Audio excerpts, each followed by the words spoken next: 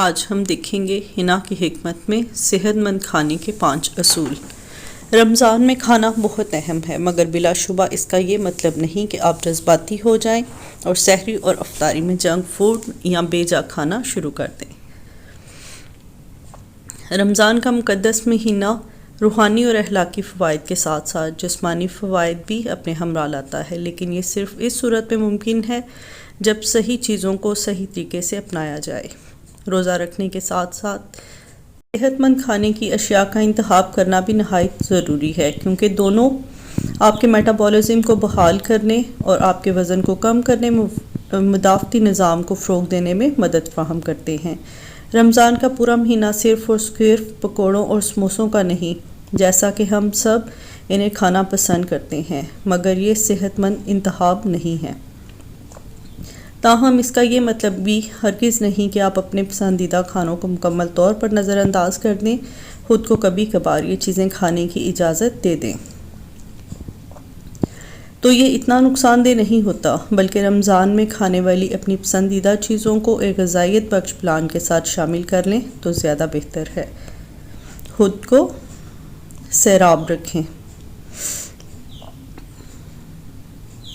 اس گرم موسم میں روزے کے دوران ہائیڈریٹ یعنی سیراب رہنا ضروری ہے، کیونکہ پانی کی کمی روزے کا سب سے مشکل حصہ ہے، خاص طور پر ان جلسا دینے والی گرمیوں کے موسم میں۔ سحری میں ڈھیر سارا پانی پی لینا بھی صحت مند فیصلہ نہیں ہے، لہٰذا سب سے بہتر کام جو آپ کر سکتے ہیں وہ یہ ہے کہ افطاری سے سحری تک وقفے سے پانی پئیں اور خود کو سیراب رکھیں۔ چینی سے ہر قیمت پر اجتناب کریں۔ ہم یہ سوچتے ہیں کہ میٹھے کے بغیر رمضان مکمل نہیں ہوتا اور افطار میں بھی کچھ نہ کچھ تو میٹھا ضرور ہونا چاہیے، یہ سوچے سمجھے بغیر کہ ہمارے لیے یہ کتنا نقصان دہ ثابت ہو سکتا ہے۔ میٹھی چیزیں کھانا آپ کے میٹابولزم کو خراب کرتی ہیں، کیونکہ اس طرح کا کھانا آپ کو کسی بھی غذائی فوائد کے بغیر خالی کیلوریز دیتا ہے، اور یہ رمضان میں آپ کے زیادہ کھانے اور وزن بڑھانے کا بھی ایک سبب ہو سکتا ہے۔ اعتدال پسندی میں کامیابی ہے۔ دن بھر کا طویل روزہ رکھنے کے بعد اپنی پسندیدہ کھانے کی خواہش کرنا ایک معمولی بات ہے، لیکن اگر واقعتاً آپ کو اس کا انتخاب کرنا ہو تو اسے ہر دن کی بجائے ہفتے میں ایک بار ضرور استعمال کریں۔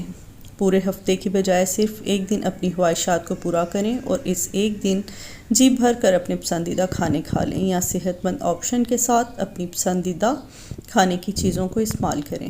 اس طرح آپ کی اپنی پسندیدہ کھانے کھانے کی خواہش بھی پوری ہو جائے گی، آپ صحت مند کھانوں سے مستفید بھی ہوں گے اور صحیح ٹریک پر بھی چلتے رہیں گے۔ فائبر آپ کا بہترین دوست ہے۔ ایک طویل دن کے روزے کے دوران اور اس کے بعد کم توانائی کی سطح انتہائی نارمل ہے۔ اس مسئلے سے نپٹنے کے لیے اپنی ڈائٹ میں فائبر سے بھرپور چیزوں کو ضرور شامل کریں۔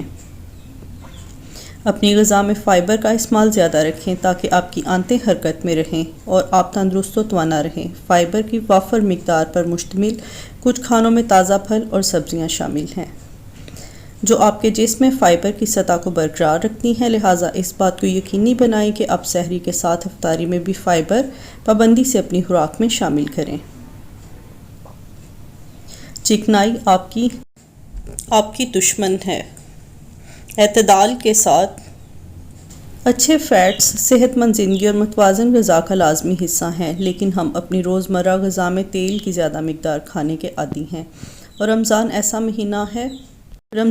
مہینہ ہے جس میں تیل یا چکنائی کا استعمال زیادہ ہو جاتا ہے، جو بالآخر ہمیں دل کے امراض میں مبتلا کر سکتا ہے، یا اس کے نتیجے میں ہماری شریانوں کو شدید نقصان پہنچ سکتا ہے۔ لہٰذا یہ ضروری ہے کہ اپنے تیل کے لیول کو جانچیں اور اس کے متبادل کچھ استعمال کریں۔ یہ کچھ نکات ہیں جو آپ کو رمضان کے روزے رکھتے ہوئے اپنے دھیان میں رکھنے چاہیے، کیونکہ صحت مند کھانے کا مطلب یہ ہرگز نہیں کہ آپ اپنی پسندیدہ چیزوں کو چھوڑ دیں، بلکہ ہمارے کہنے کا مقصد یہ ہے کہ آپ جو کچھ بھی کھاتے ہیں اس کے ساتھ آپ کو تھوڑا سا منظم طریقہ اپنانا ہوگا تاکہ آپ صحت مند اور توانا رہ سکیں۔ رمضان مبارک ہو۔